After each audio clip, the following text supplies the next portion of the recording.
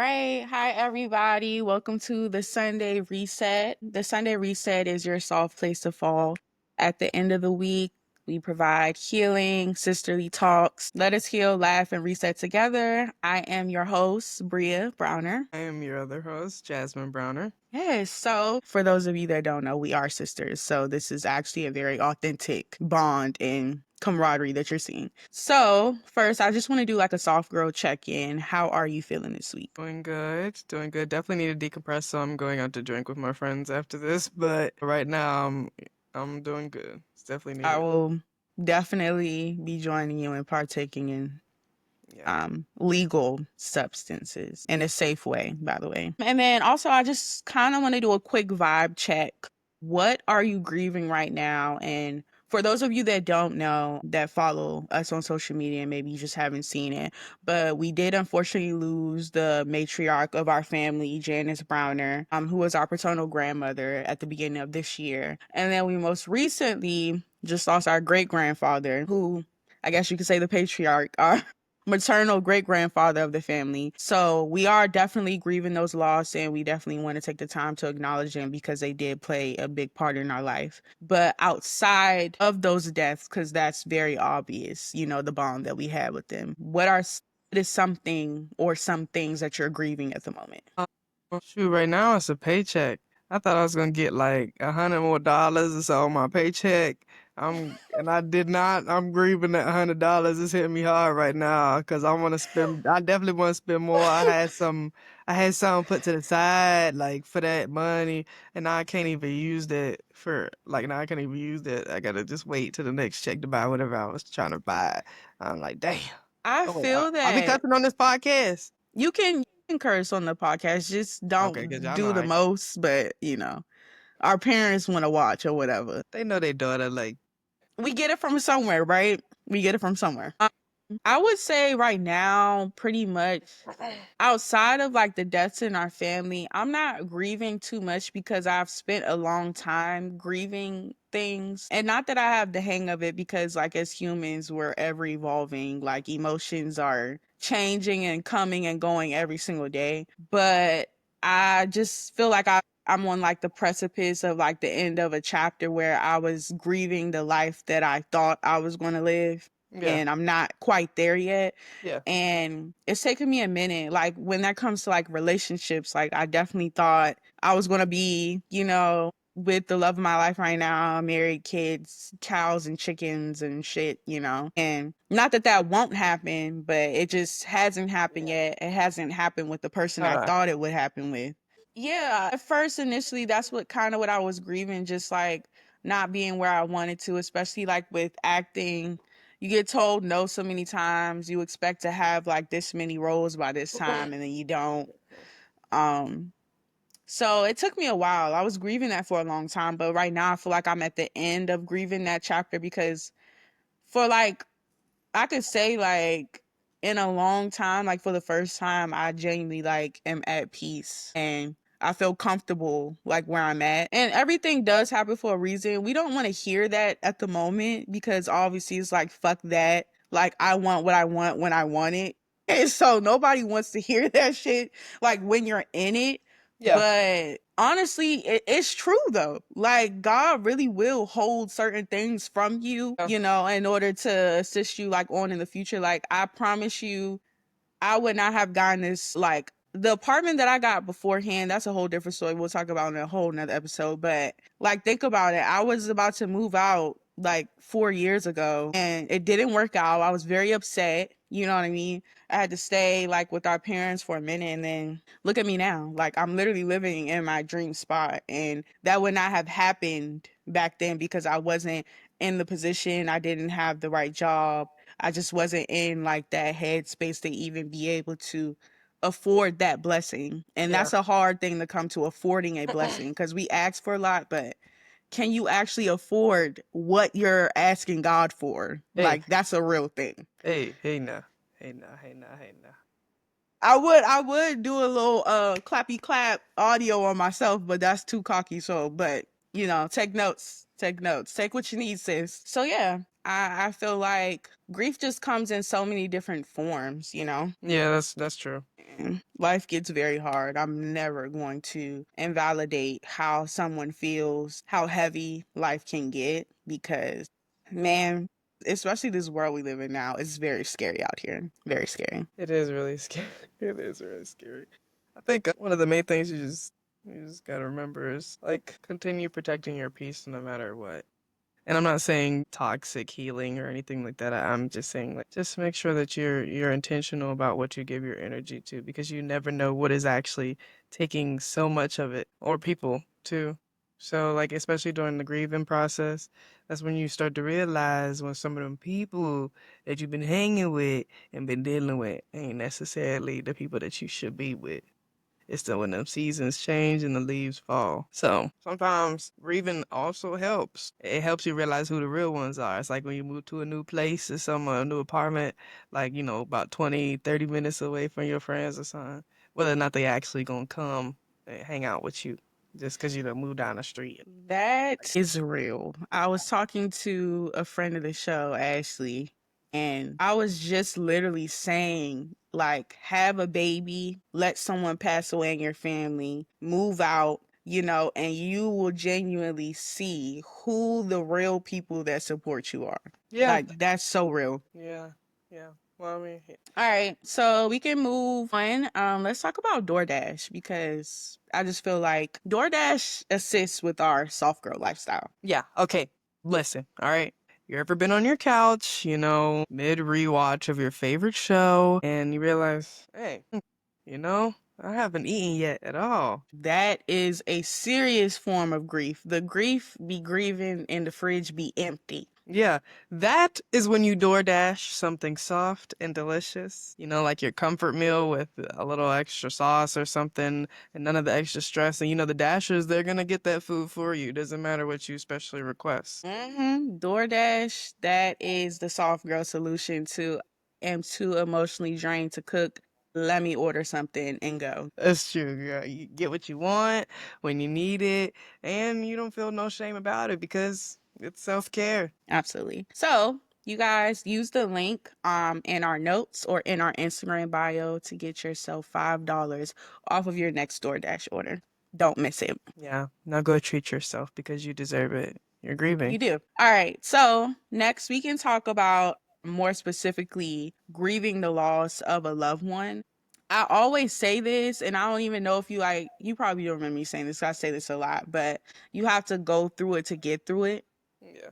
And you can't heal by pretending you're not hurt. It Mm-hmm. kind of just exacerbates the feeling. There really is no like cut cards to grieving a person because I feel like your grief is shows like how much you love the person in life. And so if you love them deeply, your grief is going to be deep. But you just really have to allow the powerful minister Ian Levin always says, you just have to let your heart break. And that's the truth. Yeah, you do for real. Like it's you really do have to like there's no other way to say it most of the time, but like the simplest way, you know, the most simplest answer is like the most obvious answer is always the most simplest answer. All comes razor. You have to get through it in order to get over it. Mm-hmm. Every single time that you don't realize it in the moment of it, just however you cry, however you got to get over it. If it's joining a combat sport, if it's joining another sport, you know, sometimes people do substance. That's a toxic journey, but that's a journey that people have on their own. I'm not saying that that's, you know, I agree. I mean, not it's a journey. Yeah. all substances are bad, but it comes a point where like overusage can turn into toxicity. Yeah, well, yeah, I don't mean like I don't mean toxic, but I mean unhealthy healing. Okay, okay. If that's a better way to put it, Yeah. that just might be a little bit unhealthy. It is yeah. You just have to most of the time you do have to watch when you go through those eras. Like rely on the community, be it in it. Sometimes a lot of I've dealt with a lot of my friends or like partners and stuff like that where when I say, you know, you're able to lean your shoulder or me, or do you have extra community or extra people that you're able to rely on? Most of the time they'll go, no, like, you know, I don't have good relationship with my parents or I don't have any I don't have any parental figures, especially working in res life, like working in like higher education and like when I was in undergrad, like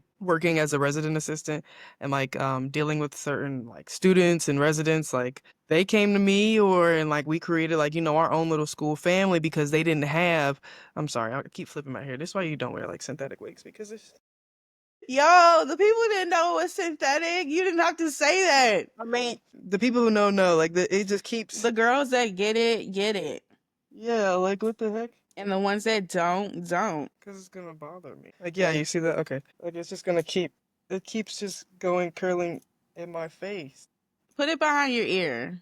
For those that can't see and are listening on Apple Podcasts, Spotify, and things of that nature, she has on a beautiful synthetic wig. We're not going to drop the name because they haven't sent us a check yet, but it just keeps curling by her eye and it's bothering her. So I'ma just fill in until she gets back and just sharing, some of the personal losses that we've experienced and how it helped shape us. And I hate to use the word helped in such tragic situations, but I experienced like the first heavy death of a loved one, which was like one of my best friends in 2020, and that death kind of like shaped me for the course and the duration of the grief that I've experienced from now. And that was probably the most awful I felt ever, like in life, when that situation happened. And I just feel like even though it was the absolute worst feeling ever, I wouldn't wish it on anyone, it did help me to be able to cope with the deaths that we've experienced recently, because I understand the emotion. I can acknowledge it. I know exactly the timeline of how I operate when I lose someone, things of that nature. I know how to calm myself, and I know also how to just like let myself feel whatever it is that I'm going through. I know it's not easy because, nobody wants to sit here and break down. Like nobody wants to do that, especially if you don't do that on a regular basis. If you're not an emotional person, you cry about one thing, next thing you know, you crying about this, you crying about Yep. that, and then you're crying Yep. about what happened to you Yep. as a kid, and then you're crying about, you not doing the dishes. It's just a whole thing. So that's why I always just recommend everyone to feel how they feel in the moment, because once you let it build up, that's when it starts to become a problem, and then Yeah. it seeps through events, in Yeah. your life. Yeah. Yeah. Yeah. I do agree on that. Yeah. Yeah. It starts to project, and people can tell. You don't think that people can tell because you're in denial and you're grieving and stuff like that. But then when you get out of it, you're like, ugh, I acted like that. Like, oh my God, I'm so sorry. Like, I hope they can, give me grace in that moment. Yeah, everybody always is in retrospection asking for grace. Like, and yes, that is like a part of the grieving process. Sometimes you can't help what you say or do, It's but emotional ignorance. yeah, but we're here to say be mindful of that. When you go Yeah. through things like that. I'm not perfect. I'm not saying I have done that, but I am very mindful whenever like these times do come up that like anything of my stress, and you never know how it's going to show up or present itself. It could be in any way or fashion, especially for Black women. It could be you patting your head. It could be you stimming. It could be you eating a lot. It could be Yeah. you laughing a lot. It could be you smoking a lot now. It could be you drinking a lot now. Or It doing could be just you going anything. a lot. Yeah, it could be you being restless, going out more, like That was all me those going out going to more. work. Yeah, going to work more, getting another job, Yep. filling your schedules up, like constant not wanting to be alone, like certain things like that. Like it presents itself in many different ways. You just got to be mindful of that. So it is a very hard path to walk down. But you're not alone. Say that. You're not alone. So Yeah, I think with emotional ignorance comes a certain level of arrogance, yeah. because you feel like you're the only one that's going through something, and it's like it's only me, it's just me, like you guys don't understand how I feel. And it's like there are literally millions of people that have experienced grief. It doesn't necessarily have to be the loss of a loved one, but it can be the loss of a job that you wanted. It could be the loss of a relationship. It can be the loss of literally anything that can like harm you emotionally, something that you truly cared about and you lose it. That can affect you. So I want to go into this next thing with speaking about that because you just brought up a really good topic of like going out more, doing things, and just picking up hobbies. So, how do you cope when milestones hit differently? Like, for example, like, we just celebrated Grandma Janice's posthumous birthday. How did you handle that if you did at all? Shot for her. I I went did the out. same thing. Yeah, I took a shot for her and I went out. And she didn't even drink. That's the funny part about it. But it's just a thought. It's just a thought. Well, yeah. Here's the funny thing. Yeah, our grandmother didn't drink for medical reasons. Kind of like I believe not verbatim what she said, but to paraphrase, it I just think it was didn't sit just in the her medication system she right. was on. It didn't mix. Yeah, even when she was younger, she said it didn't sit in her system right. It just kind of like shot through You know what her, that's I called? That's guess. called being a lightweight. That's all that was. Yeah, that really is what it is. Yeah, but I think we got our dad's livers and kidneys. So They don't call me Breya for nothing. Okay, so I definitely agree with going out more. Like when my best friend passed, I definitely like just went out and did like the most randomest shit. I would be like text my friend group chat, y'all, I'm getting a hotel in Fredericksburg, Virginia. You guys want to go to like this indoor amusement park? Yeah, sure. Like it was just stupid stuff. Hey guys, I just booked 2 tickets to Busch Gardens. Who wants to go? Like, I would be like Florida, just doing random things because I genuinely like had PTSD at that point. I'm like, he was so young. And so I'm like, it could be any one of us at any given moment. So yeah, that just made me, start to really just live out my purpose and just do stuff. It doesn't even matter. Like, go see that movie, even if it's by yourself. Like, go take that walk in the park. You never know who's going to be there, who you're going to run into. Even if it's just getting out, going to the grocery store. Bitch, pick that apple. Like, just do something, get just get out of your skin, get out of your head. And I think going into the next topic about what people get wrong when they're grieving, I think that's it. And I know that it's not all the time it's something you can control because I understand I deal with major depressive disorder. Sometimes you genuinely just can't get up out of bed. And it is a mental illness and it is a strain that you have to get out of. But I feel like if you're able to, whether it's medication, whether it's therapy, whether it's talking to friends, joining that support group. Our church has small groups like where you can talk about grief or whatever it is you want to talk about. It's just like just get something, like be active in something, or even if it's just talking to God, like writing something down, looking at the Bible. You got to find something. yeah, you do. And it's I'm like it's not because like most people think like, oh, like I don't want to, I don't want to do anything wrong, or like I don't want to upset anybody during my grieving process. Like if I have to isolate myself for a period of time, like Yeah. not in a rude way, but life will go on. And that's what you're gonna realize is that life will go on. It moves forward, actually. That's a better way to put it. And I don't want to say like my life moves on without that person that you've Yeah. You lost, don't move or on that from the someone you person, lost. but you move forward. Yes, like that's a really good way to put it. You have to try and pick up the pieces as best as you can. Now, if you have a partner or a family member or a village community, et cetera, that's there to help you, then good. Please take that to your advantage. But if you have to take a breather for a second for any reason, step back, like do that.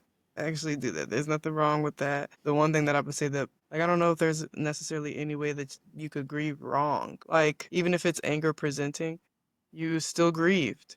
Yeah, Now you're you should still feeling stray that emotion. you should stray away from anger presenting grieving, but I get what you I mean. Like in guess some way it's still expressing that yeah. grief. I also think time helps too. Cause it doesn't get easier over time, but it definitely gets more manageable. I don't ever want to minimalize the effects that grief can have on you. And I think grief is so hard to grapple with because it's a consistent emotion. Like grief comes Yeah. in waves. And I just think that, some days you're going to be perfect. You can go days, weeks, even sometimes years without being Yeah. sad about a situation, without thinking about it. And then you hear that one song or, you see something that reminds you of that person. And then all of a sudden you're back to when you first got the news that they departed. So I don't ever want to minimalize, like, the effects that grief can have on you and the gravity of the situation, but it does get easier to manage over the more time that passes by. You learn to, live with the changes that it brings. Yeah, you do. To be honest, like sometimes you just again you gotta take a moment and just cry for a little bit or take a breath. Remember them. You might have seen something that, for example, I just tell a story instead of trying to explain it. Like I didn't get my license until January of this year, 2025. Mhm. So right after I turned 23, audience, and I got it in. It don't matter where I got it at. But I got it. I got my license.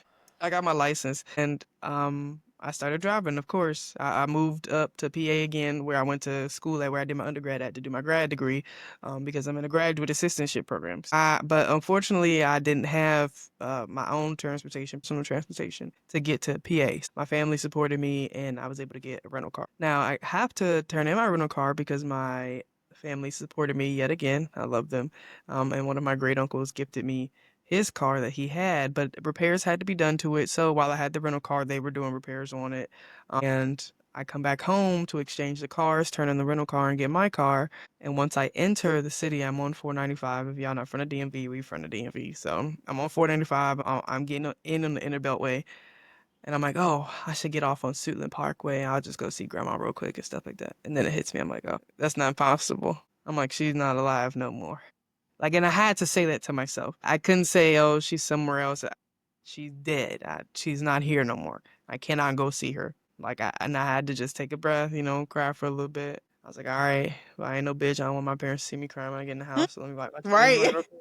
I was like, okay, let me wipe my tears away real quick. All right, but at least I'm home. I'm back at home. I'm with my parents. I'm with my siblings. Like, I'm with loved ones still. Even though she's gone, I'm still with loved ones. It's not that I'm less than. It's that I just miss. Yeah, for me, it's the same, even though I don't live in that area. Because, when I lived in that area, I would literally just get off work and go straight over there, even if it was only for 30 minutes. Like I would Yeah, always be at grandma's house for no reason. yeah. But for me, it was calling her because I used to always call her like about silly stuff, like funny things that happened to me. So like when I had moved to my apartment, I got on the elevator because something funny had happened to me in the elevator. And I literally dialed her number, everything to call her. And I was like, shit, I can't fucking call her no more. Like, well, I mean, you can, but it's gonna be like, beep, this number is no longer in service. Like, you know what I mean? So, but I think that even though we can't speak to them the way that we want, doesn't mean we can't still speak to them. Yeah. Because I still talk to her. Like it'll be certain things where I'm like, I know for a fact that you had something to do with this. Your spirit, your angel spirit had something to do with this. So I'll like say things to the air or whatever. Or like if I have a dream about her, I'll wake up and be like, thanks for coming to visit me. I appreciate you. You know I needed you at this moment or whatever.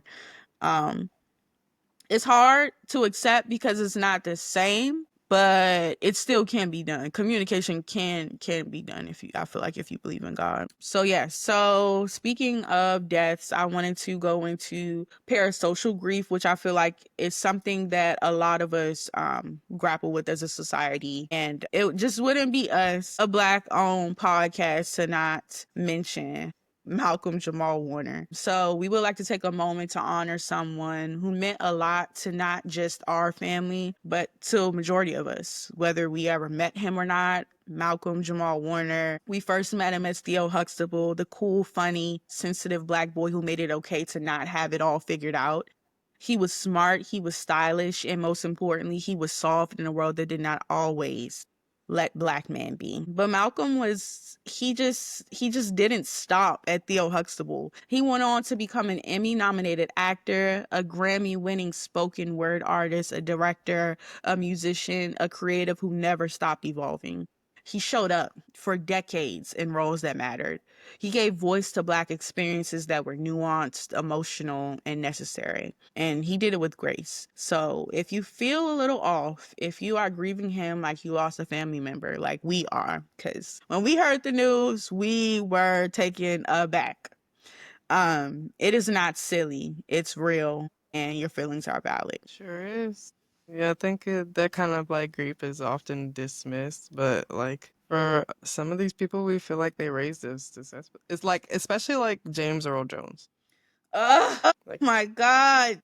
Oh, like if you man, first of all, this man had so many roles, but like one of the most notable ones I feel like for early childhood would have to be like The Lion King or Coming to America, where he literally was a damn dad. You know, well, he was a dad in The Lion King too, so yeah, he's just like been our dad for like almost a damn century. Like, or like, let me give another one that just feels like really close to people's heart. Like, I mean, shit, Selena, like that'll always hit close to the heart. That's What some about big James prayers. from Good Times? That's also true. Oh, rest in There's peace a to you, lot. beautiful Rue soul. Clanahan from the Golden Girls, like, well, no, shoot, Betty White. Whitney Houston really broke me. She has no sense being dead. She got no damn reason to be dead right now. That broke my Yeah. heart. Debbie Reynolds and Carrie Fisher in the same weekend. That hurt. Mom and daughter duo. Yeah. Yeah. It's a lot. I just think that because like people kind of dismiss parasocial grief because it's like you don't have a direct connection to this person. You know, it's like, oh, they were just a character on your favorite TV show, or oh, they did this, oh, they did that. But They these are raised us too. shows. Say it again. I said they raised us too. That's what I'm saying. Like they were literally like our childhood background. You know what I'm saying? Like especially on the Cosby show with all of the controversy that goes around with the main person, like that show literally taught a lot of black people that you can be rich, you can be educated, you can be successful. And it wasn't like they only had one child, they had multiple. They had a whole Brady bunch. And then they also had grandkids after that, and then went on to do a different world. So it's just like shows like that really, it's a staple in our community, and it would just be a disservice to not even feel sad or teary eyed over Theo Huxtable. Like, come on. Yeah, like for a lot of times for our family, we grew up in well, our parents were at work. We was at our grandparents' house. So after school, we was there. We was watching whatever they put on, Child. whatever our Manny put on, which is our granddad, who's our nanny, but he's a Shout out man. to you, Ricky Jerome. Yeah. So you know, he's a very big.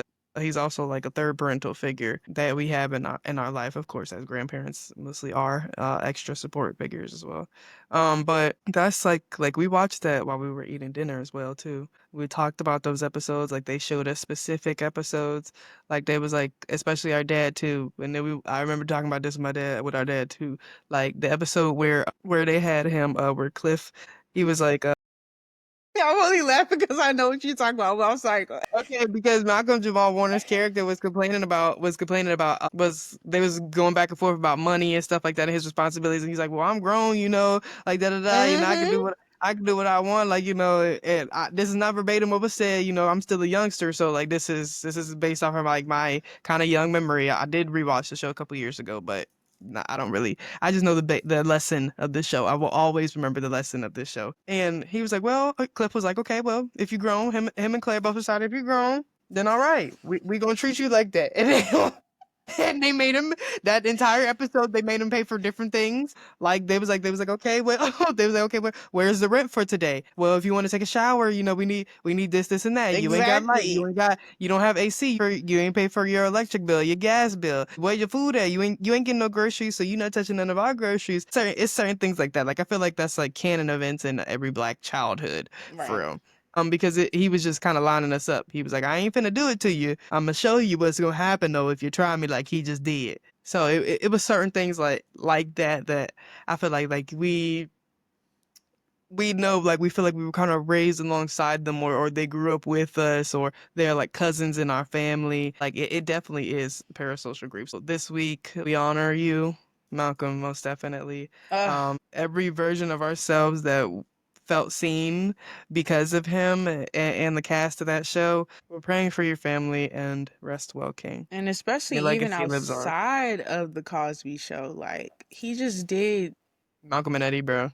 he just did so much. Read between the lines. Do you remember his episode? I know he was only on one episode of Hawthorne, but do you remember his episode of Hawthorne where he had like a sort of dementia and he thought Jada Pinkett Smith's character was his wife? Like the way that he played that role, it's just, and then him on The Resident most recently, like I can't even watch The Resident like for a minute because I just Yeah, can't.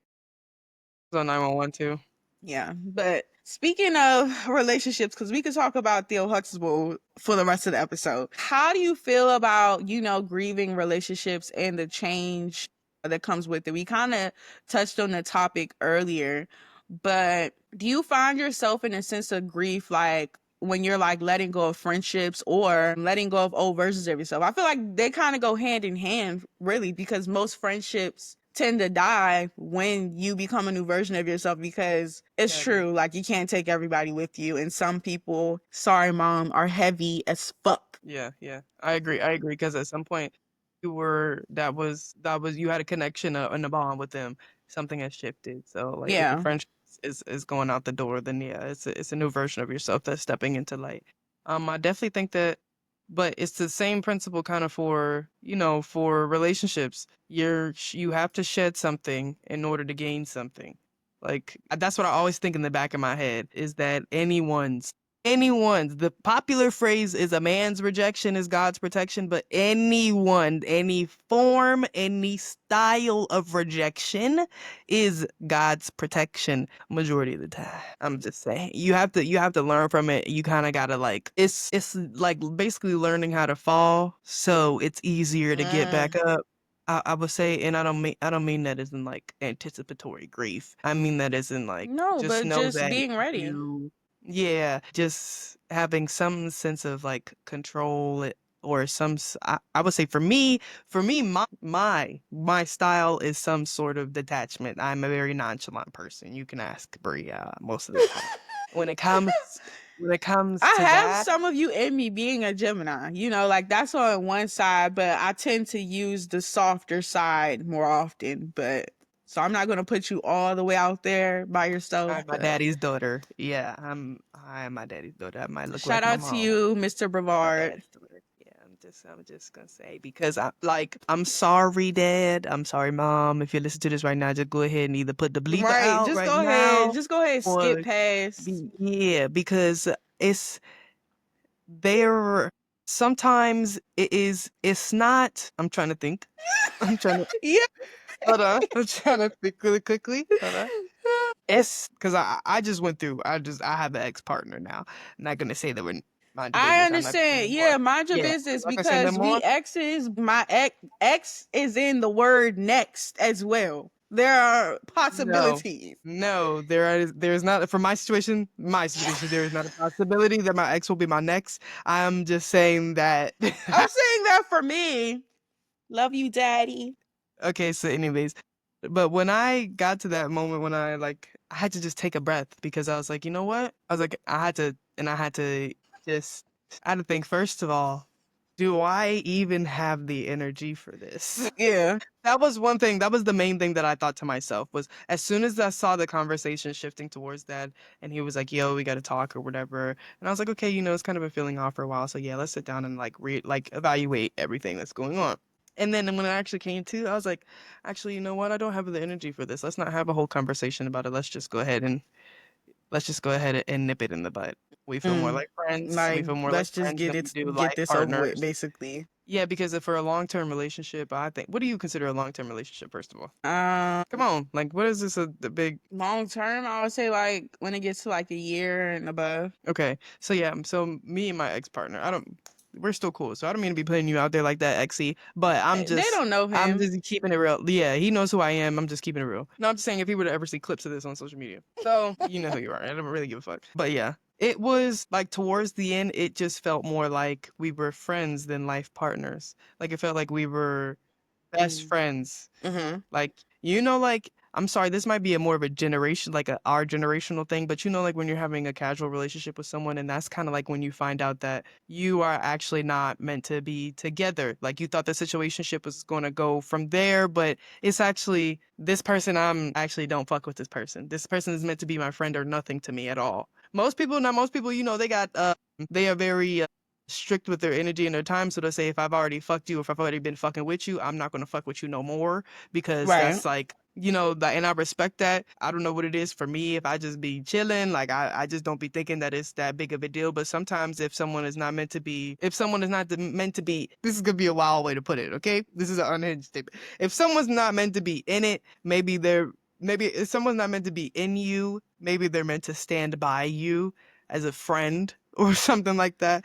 And I think for I our can get jiggy with generation, that. That's not really yeah, that because wild to me because yeah, I get because what for you our mean. generation, yeah, like I've seen growing up, I've seen a lot of I'm an observer. I've seen a lot of people, and this is also from my own experience, get platonic and romantic relationships and sexual relationships I was jumbled up. just talking about this So yesterday. so sometimes you might fuck someone who was actually meant to be your friend. And I think that you kind of have like, if you chill, not I'm not gonna say chill enough, but if that's how you roll, you might, after y'all fuck, you can just switch to being friends. Yeah.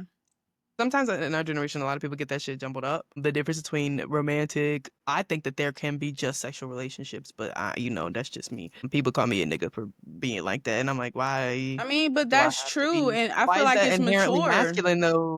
But why is that? But I get called a nigga a lot for that. Why is that masculine for me to believe in sexual It's relationships? misogyny, that's all. They stems from people believing that women are more emotional than men scientifically when it's already been proven scientifically that that is not a fact. I've done research on Yeah. it. It's been scientifically proven that that Yeah, is we ain't a gotta. stereotype. Yeah, we ain't got to do we ain't got But to do that's that. where Yeah, that I'm just saying that's where it stems from. yeah, So people just yeah. think I get that. that Yeah, because women are more emotional, they're not capable of just having a physical relationship. When in fact, yeah, yeah. women are kind of the ones that be, leading the pack in that category right now. I'm just saying from what I be hearing. But I digress. Just saying.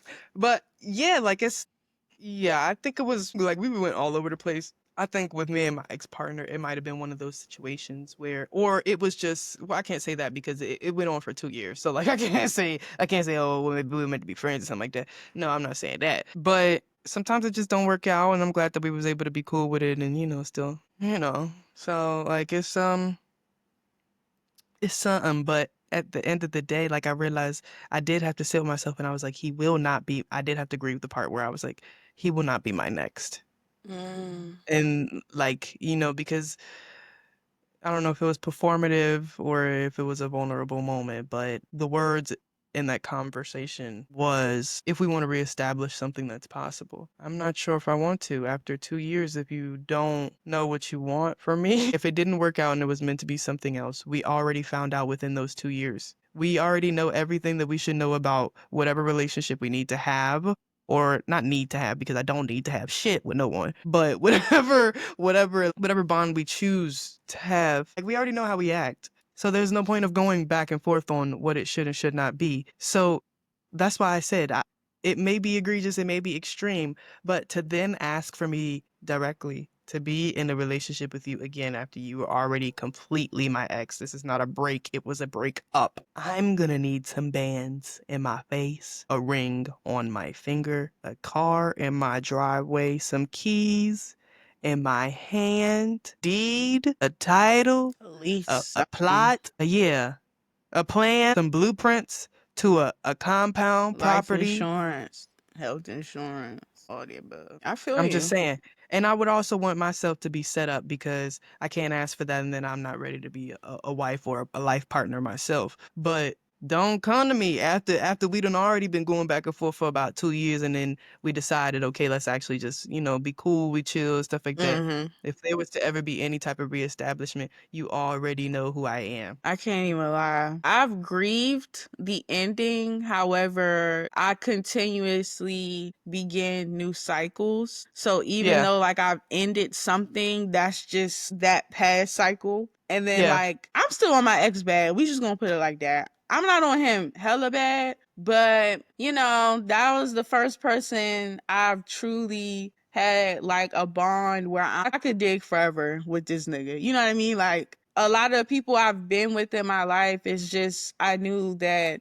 I wasn't compatible. I was just given what I was given at that moment and I just took it. but this is like the first person where it was very easy. Then it was very natural. From the first time like we started talking, it flowed. It was no like pressure. It was nothing. Like it was just Yeah. easy, at peace. You know what I mean? Like whenever like I was laying with him, I didn't need my phone. I didn't need shit. Like that was the most at peace I've ever felt in my spirit, in my life. You know, Oh, that's a dangerous one, boy. That's a dangerous one, boy. It's a dangerous I one. and I'm, you know, we're on different sides of the spectrum but still with the same goal. So I love that we kind of like have contrasting situations currently because it shows like the different parts of growth when you're grieving a relationship, because Yeah. you've grieved it and you're still friends with him and you're still cool, which is amazing because you know your ex is a good person and so are you. So the fact that you're mature enough to realize like, even though I wanted this with this person, I've still come to the conclusion that it's not something that I need and it's not something I see for myself anymore. Yeah.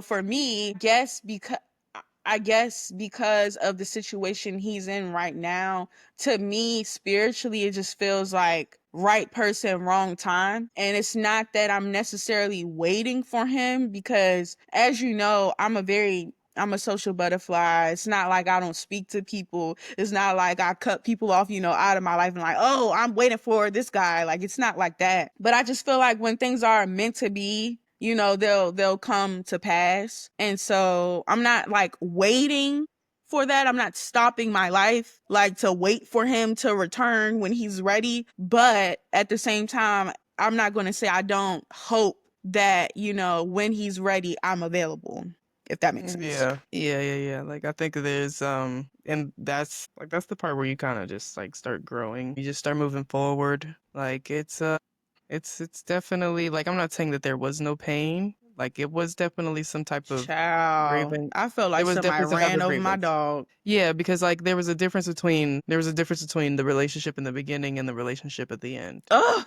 Like that in is the the beginning, worst. yeah. Like in the like then that's when you start thinking, and I think that's where I stop and I try to remind myself I'm grateful for the experience that I had with this person. Mm, I understand, and that's something that I just have to learn from that because like our parents, they were not playing. Like every partner that you usually have within your younger years teaches you something about yourself and what you want in order for either a perfect partner or what it teaches you about yourself. And if you don't learn that about yourself, you're going to keep seeing that show up in your same partner. So if there's something bad, not necessarily bad, but if there's something unhealthy within you, it's going to keep showing up within your partners, whoever you're with, until you fix it, until you break that cycle and you learn to heal and move on. And I think that's absolutely. like if it didn't work out, that means that there was something that he had taught me, and now it's time for him to go. Absolutely. I agree. I've been Yeah, dealing like with that with that's friends. truly that's truly what I believe in. And I also do that. I also do that with friends as well. Why did this not work out? Oh, because maybe I didn't keep up on text messages or something like that, or maybe they felt like I was inconsiderate. Okay, maybe I have to reflect. Maybe I was. Now going on into a new relationship or to a new friendship or to just be by myself, I need to be more respectful because sometimes that it might actually be a projection within yourself. That's how you feel about yourself, so that's how you treat other people, or Yep. you treat other people like that way because you don't feel good about life and you start treating yourself like that. Whatever cycle, whatever like shape your cycle is or your journey is, it's definitely a hell of one. It's definitely gonna be a hell of a one, but there's growth in it. So you For yeah. me, I feel like with friends, I think my problem in any situation really is when to exit, because I feel like it's a thin line between like being on the precipice of change, and then also sometimes the change comes because of your departure, so you sitting there like waiting for someone to make a change doesn't happen until you actually leave. And then also like with friends, because I'm such a nurturer, because I'm like, you know, the motherly figure, a lot of the times a lot of people cling to me that are like children. Like they come to me for advice, they come to me like if they need something. They're like emotional leeches, you know, like. And when I get to a different space in my life, I'm wondering why things aren't working. And it's like, because you're fucking pouring all of these damn energy into people that your life doesn't even represent the stature of the humans that you're holding on to anymore. And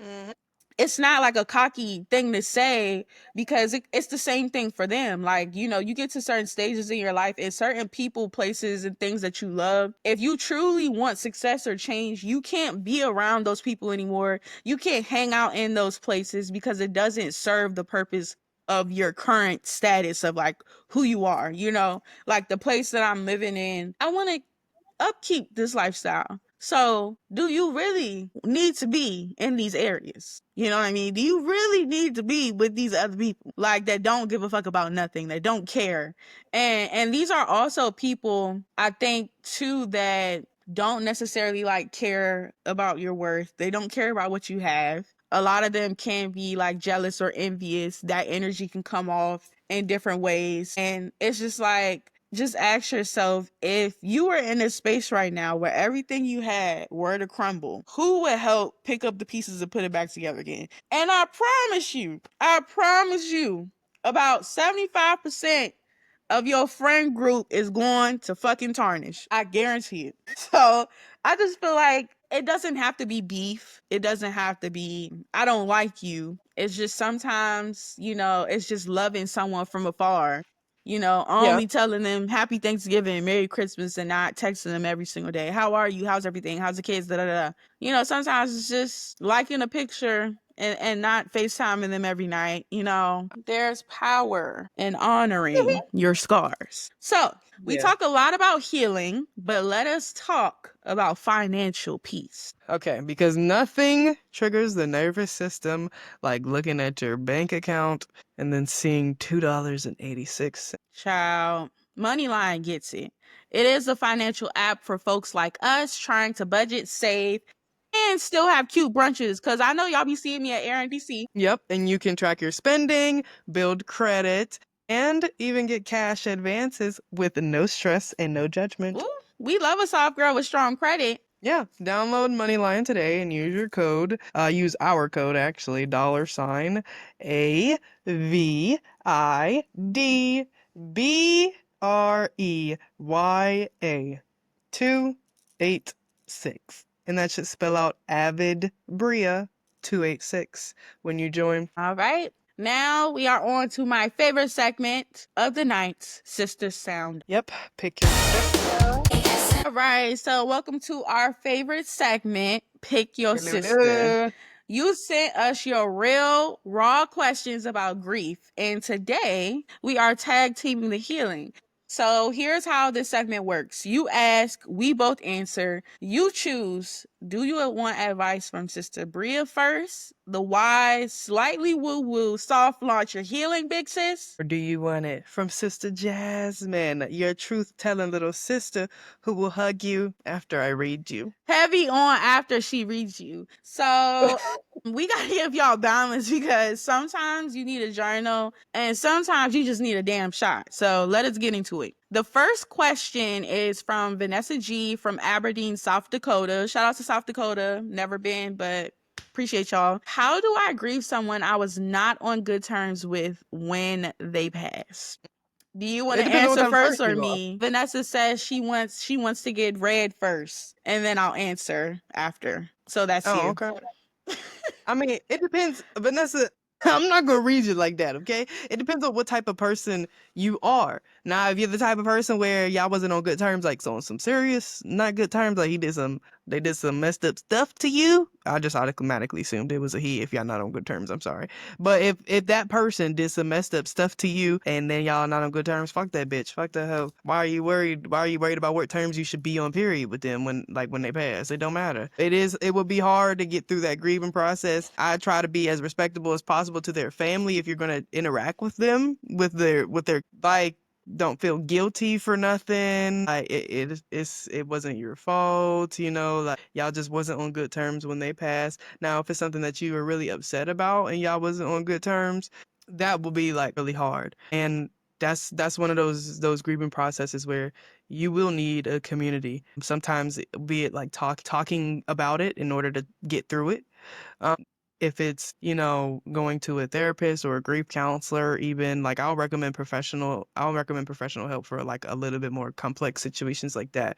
Because it's, if y'all weren't on good terms, but you want it to be, you feel guilty about the way everything went down when they passed and stuff, that's kind of hard to get over. And like even then, still then again, it won't your fault. Like whatever relationship y'all had when the person passed, like it's, if you ain't have nothing to do with the death, then there's like it genuinely, like it's nothing that you can necessarily do about it. Sometimes that's just the way that the way that the cookie crumbles, and you're gonna have to. Everybody don't get a goodbye in the physical plane, if that also gives you comfort. Heavy on that. Yeah, everybody don't get a goodbye on the physical plane. I think that's what people take for granted, that saying goodbye face to face to a loved one or to anyone is a privilege, I've learned. Amen. Like, yeah, with our grandmother, Breya was face to face. I was over the phone. Not that I wanted to see her or that death rattle. I didn't want to, like, that is traumatizing to people. I could see that in a horror movie, but to see that from a loved one, wow, I will never go to sleep. So that's, that's my process. I wasn't able to do that. So I just had to, get through it with the memories that I had. And it's really, you do start to just choose the good memories. It's very fascinating thing when someone dies, the bad memories just start to shed, unless they were really bad, unless that was like, yeah, like unless they were a really bad person. The good memories, just, that's all you can remember. The times that you laughed, the times that you smiled. Like genuinely, that's what I think about whenever people die. You start to like reflect. Okay, like when I reflected back on our grandparents, I'm just thinking about the times that we laughed, the times that we were at family reunions together, the times that they made good food, the times that we had good conversation, had good advice. I spent the day with them. Like our great grandfather took us to the Y, like literally like all like the summers that we were down there every day on the dot, and like 8:45 a.m. we all had to be ready to be out at the Y down in Goldsboro Child. so we can go swim, work out, do whatever, while he did whatever he wanted, and for the 2 hours, and then we went back.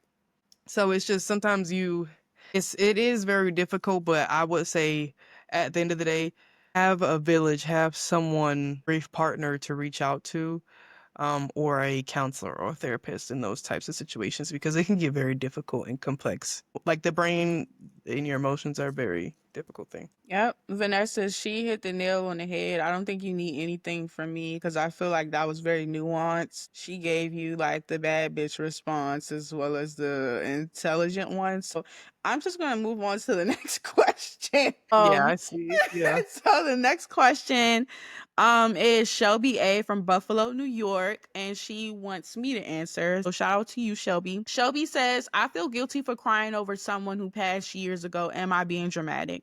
And you ask the right person, the answer is no. Like I said earlier in Yeah. the podcast, grief comes in waves. Some days you're going to be just fine. You're not going to think about it. Sometimes it could go like that for years, months on end. And then next thing you know, you're listening to a song and you think of the person. You're running into somebody that you used to hang out with when that person was alive.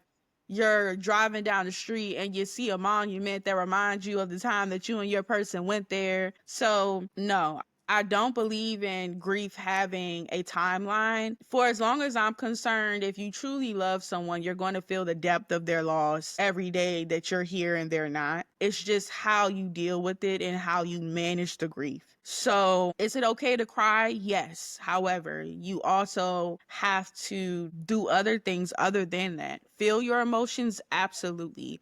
But don't let that be the only emotion that you feel with the person. When Yeah. you feel strong enough, if you and this person used to do something like go to Disney World in their memory. Go to the movies in their memory. Watch a movie that reminds you of the person. You can still speak to these people. It's just not, like Jazz said, it's just not necessarily in the physical plane, but that doesn't mean that they can't hear you. That doesn't mean that they're not there. And that doesn't mean that they won't respond to you either. So you should never feel guilty for crying over someone. It doesn't matter. If you love them, it's always going to hurt. It's just how you deal with that hurt that makes life more manageable for you. Yeah, yeah, yeah. Yeah, and whether you are choosing healing with hugs or, hard truths, we got you. Pick your sister, pick your peace. Either way, we're still resetting. Amen to that. I would play the Sister Sound Off song again, but we're running out of time. We done already went over hours. Running out of time. Running that. Oh yeah, it's an hour and 7 minutes. Oh my god. Okay, so guys, listen. Next time we do sister sound off, we're gonna do more than 2 questions. We're gonna Yeah, have let's do the to. outro. We should do like we should split it into like the beginning and then the outro of sister sound off, just because I really love that song for real. Okay, so going into this week, I guess I will do the journal prompts that we want you guys, the reset rituals that we want you guys to take into your week just to reset. Jasmine, I feel like you have that better, like, just to do the affirmations and give them that energy. And then we'll just leave you with a Oh, journal prompt. am I immature? Or is that first affirmation kind of crazy, Bria? Yeah. Yo, she's childish. Don't listen to her, y'all. Okay. Anyway. Yo. Yeah. Nah. No. No. No. No. No. When we get to the affirmations, you finna see. Y'all finna see. Go ahead. Go ahead. Go ahead. I'm finna call Jordan, bro. I'm gonna call Jordan downstairs, bro. Because if he's laughing at shit, then that's for you. Okay. Go ahead. So, what is one thing you are letting go of this week when you start in the next week? One thing I'm letting go of this week. I'm letting go of thinking busyness means production. And we can talk about that in the next episode of our soft girl era, but movement does not always mean progress. Just because you're doing something and just because you're trying to keep yourself busy, that does not mean that you are reaching your goal faster, because you can very much run but in place. You can go nowhere very fast. So that's what I'm letting go of. I'm letting go of trying to make myself do things just because I don't feel comfortable in my softness. That's what I'm letting go of. I think I'm gonna go back to what I was grieving earlier at the beginning of the show. One thing I'm letting go of is that $100. You know, after this whole entire podcast Go ahead. this whole entire podcast episode, all right. You know, I've been reflecting on it, and I'm not gonna get that $100. Like, payroll's not gonna It's give gonna me. come to you, sis. It's just gonna come to you in a different way. You gonna get that $100. I'm telling you right now. You gonna get that $100. It's just not gonna come to you in the form of a check from your job. I'll get it Clock from it. something. Look. What Denzel say? I'm leaving here with something. I'm leaving here with something. Yo. They gonna give me my $100. Yo, can we make this? I'm literally gonna make that one clip like a part of the damn commercial for the whole show, because what? So okay, so you are letting go the grief of not getting your $100. Yeah, how many times? One thing about my grease, I'm trying not to be angry presented right now. Okay. All right. I said I'm letting go of the $100. So now let's stop talking about the $100. Wait, but this ties in. What's one thing you're calling in? That's one thing you're calling in my $100. I'm calling in my $100. I hit my tooth on the microphone. Okay, That's what I want. I'm calling in money. You know what I'm calling in? I'm calling in 1,000 subscribers. That's what I'm calling in to the podcast. 5,000 subscribers. 10,000 subscribers. All right. Let's keep on. Let's keep on. Let's chill. All right, and then I mean, if we can get to 150 by the end of the month, though, that'd be nice. I feel like we can do more than that, but we'll stick with 150. Cool. If we get to 150 subscribers by the end of the month, we'll do a giveaway. Yeah. All right. One practical reset tip. I'm going to go ahead and start this off. I think actually multiple one of these, like, don't feel selfish and not, because like, I think like the examples are like having a playlist, listening to a playlist, creating one, listening to one, you know, and I love music. Like, music is definitely a love language. The right photo from Pinterest. Order, what genre am I putting down? How am I doing deep cuts? Am I doing like everything? You know, am I doing popular hits or something like that? And then guess what? Once I'm finished with the playlist, I might take the longest motherfucking shower of my life and listen to that whole thing. I love that. Or cook. Like, I love cooking for myself, friends, like stuff like that. Like, I love that. I'm definitely gonna do a recipe. I feel like that's me. Huh? Hold on, wait. My friend calling it. What's one practical reset tip? Like, It's PG. Yo, no, I lied. That's good. That we from. What'd you say? That's another topic. How, marijuana can aid in your relaxation for your soft. Yeah, we finna girl go out. or We finna male go out era. and drink. We finna go out and drink. I'm finna decompress for the week. for the whole month of July. All right. So go ahead. All the things that you said, I think y'all hit the nail on the head with all the practical reset tips. So that's my practical reset tip. Angela Bassett, girl, you did it again. Yeah. I gotta do like Kiki Palmer. Yes, girl, you did it. We love you, Kiki. Let me get through this, okay? So here are the 3 affirmations we are giving you this week, okay? I give myself permission to feel it all. Feel it all. My grief is a mirror of my love. Healing doesn't mean forgetting. It means remembering with grace. And here That's actually is pretty good. absolutely. And here is you guys' journal prompt. You guys can leave it in the comments of the Instagram video, or you guys can go to www.breambrowner, the letter M as in Mike.com/blog, and leave a comment under there. The journal prompt is, what am I grieving right now, and what has it taught me about myself? So take your time, soft girl. Grief does not follow a schedule.